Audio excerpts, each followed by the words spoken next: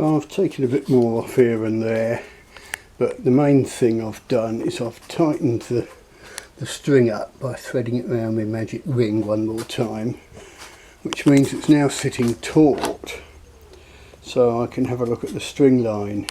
So I've got it pretty central here, pretty central in the middle, and you can see as I go out on this limb it's a bit wide here, so I can narrow it a little there, but again we're fairly central at the tip, perhaps a little off one side, so I'll mark where I can narrow it a bit. And I'll look down it as well and see where it's bulging, but basically it's just take some off this side. The other nice thing is that as I've been thinning it down, on that hole is gradually coming out, and you can see it's as I suggested, it is a knot coming out from the side. And talking more about, you know, following the grain or not following the grain, what you have to do is, where you are cutting across a line of grain, you've got to just keep an eye that your draw knife doesn't dig in and cause a big split. So if it's starting to dig in and split, you stop, you use a rasp, or you cut from the other direction. Anyhow, I'll do a bit more. I've had one more look on the tiller and it didn't do a fat lot.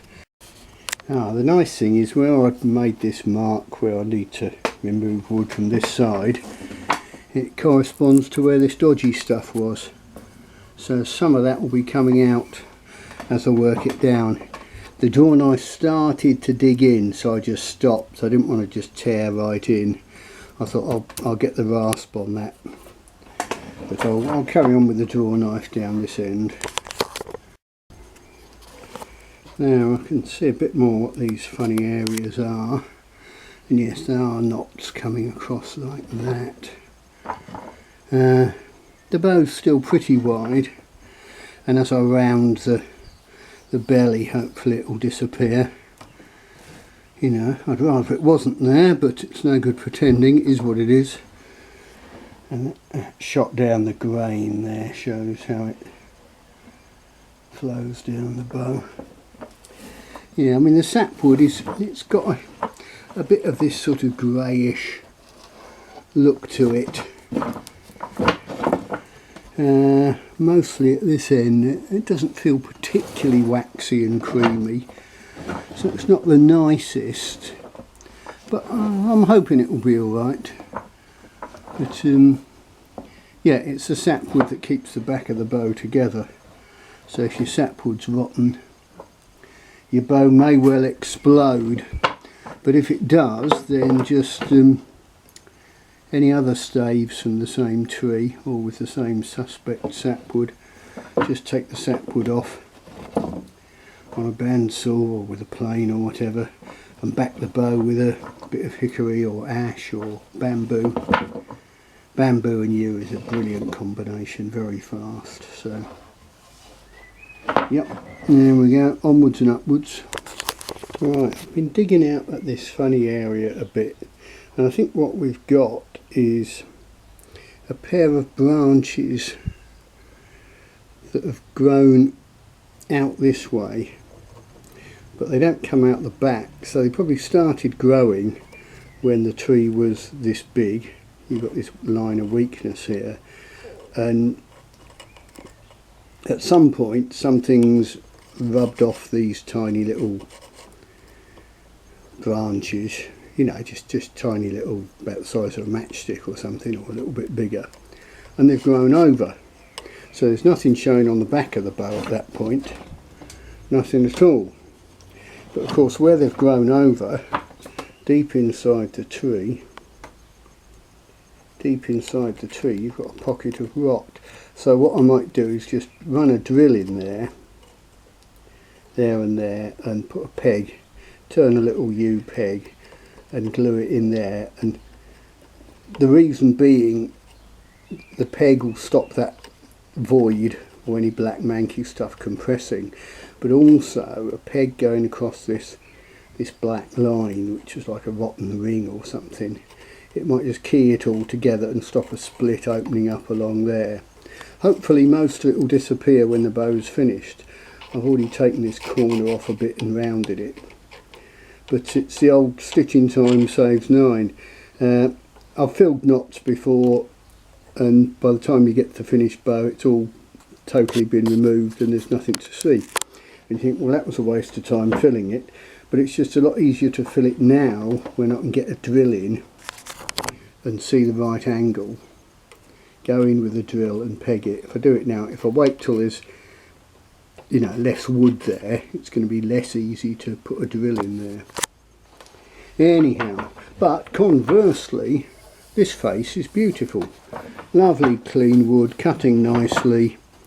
The heartwood and sapwood at this point is quite nice. The sapwood does feel clean and waxy here. It's only just a little bit, feels a little bit scruffy here. In fact, I've still got the sawn surface from where it was roughed out here. I haven't, the plane's not touched it. And you can see the difference where the plane's touched it. It lovely clean look. Here it's, that might be where I steamed it. No, it isn't. It's just, that's the colour it had gone. Anyhow, keep nibbling away. Yeah, they're a little bit worrying. But if I attack them now, see how deep this goes. Because this black manky stuff is no good to man nor beast.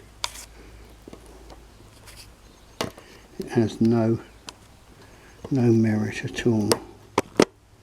Drill it out, peg it with something sensible. Yeah, and you can't always work out what's gone on in the tree, and all this stuff I'm saying, it's just my guess. I've got no idea. Yes, interesting, these two holes. I've followed the way they go. Started off with a 3mm drill, 3.5, 4, 4.5, and you can see I've got it opened up pretty clean down to good solid wood, so I can plug those. But the weird thing is, these grow at that angle, right? But if we go along the bow, no sleight of hand, and we come to our pet knot, well, it doesn't go at that angle, it comes out at this angle. So you'd think this was the top of the tree and that was growing up and out. Well, what on earth was going on there? Well, I don't know is the short answer. I've got to clean that out a bit as well. So it's all well and good having theories, but you still don't necessarily know. And I'm going to pick away at this black line as well. There's no point carry on and it explodes later on and it reveals a big line where one ring had rotted due to some weirdness, and I wish, oh, if only I'd glued that and pegged it or put some bit of wood in, it would have been alright. Yeah, I've dug that out a bit more with my magic spike. I don't think the split goes as deep as I thought it might. But yeah, I've got no real idea what happened there, so it's no good me pontificating. Yeah, I got those knots filled with epoxy and yew dust. My little tin of yew dust. And a putty knife to push it in good and hard. I'll just file that off and stick it on the tiller again. Well, that's it cleaned up, and as I said, hopefully it'll totally disappear as the bow's worked down. There was quite a bit of discussion on the Primitive Archer forum about, do you need to fill knots? Well, a lot of the discussion was on a wider sort of flat limbed bow where they had a nice decorative hole going through the limb, especially in things like Osage, and if the grain flows smoothly round it and it's a clean hole, then fine, just make the bow to, you know, bend appropriately. But I think when it's in compression, you need to make sure it's either solid or it's not there at all. You know, if there's a complete hole, you can allow for it. But what you don't want is a manky, black, undefined lump with possibly a pocket of rot underneath it. Similarly, holes on the side you can probably get away with, but it never hurts to fill them. But again, some woods are different to others. With Osage, it's much more about following the grain. Anyhow, let's get her on the tiller. Cup of tea. Let's give it a flex.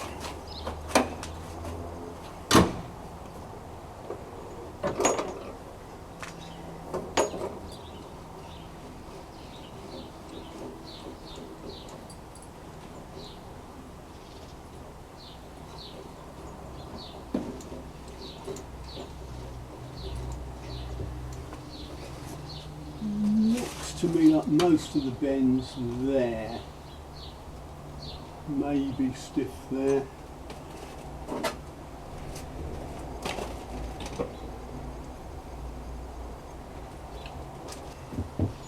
It's hard to tell because as I pull it back more, you can see that tip starting to work, and the area where the knot is just flexing slightly. But she's looking pretty even. 65, 70. And I think that'll do, because I can see that does look weak. So as I always say, pull it to the full target weight unless you see something that's concerning you. So, well, that's where I'd marked it as weak, so I'm going to, it's probably just there actually, you can see it's thin, but I'll work down either side of it a bit and the rest of the limb. But interestingly, that means working it down here, which is where that knot that I excavated very early on was, and you can see as I'm working it down that's just going to disappear. It might leave just a little feature showing, but that will be gone soon. Running my fingers down, I can feel we're thick, slightly thin, bit of a swell there, bit of a swell, then we go thin about there. It's interesting, that's where it said weak. It said weak just there. Yeah, thin there, thick again here. Yeah, I'll do a lot of touchy-feely, thin it down, leaving the spot where I'd said weak. But of course you get this effect where it looks quite thick that side, but it looks thinner this side. You always have to do that flip a bow from side to side, because as you're working, because we're, you know, you're naturally right-handed or left-handed, when you're on a shave horse, you'll tend to be biased to one side. You'll take more wood off this side than this side, or vice versa. Even when you've got something in a vise and you're filing, it's easy, you'll either lean hard on the back of the stroke or on the front of the stroke, and it's quite hard to file dead flat. I've taken another turn of the string round that metal ring, so it's a bit of tension in it now. I had to lean on it to brace it, but it gives you an idea of the string line now, which isn't bad. The left hand side up at that far end could do with coming in a little bit, and the very tip on the right hand side, but yeah, it's getting better. I'll pop it back up on the tiller. I pulled it to 70 last time, but was a bit concerned about this weak point, and having looked at the string line, where one of the bulges is corresponds to this knot, so I won't take that out. But let's give it a pull. You know, let's just get it to 75, see what distance, see what draw length I've got on it at 75, give me an idea of how we're progressing. Yeah, weak point's not showing so weak now, I don't think. 60, 70, 75. It's not looking bad. She looks a bit stiff-tipped, but remember there's that hint of reflex.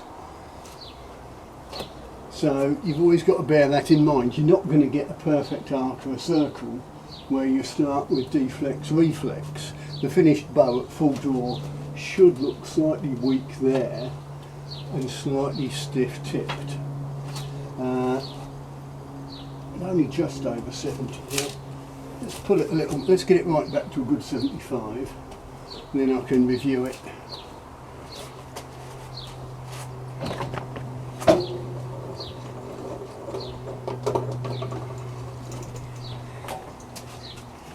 Yeah, it's about 76. I'll go and have a shot, I'll post the video, I'll have a shot at that, and then I can wave my arms around and talk about it.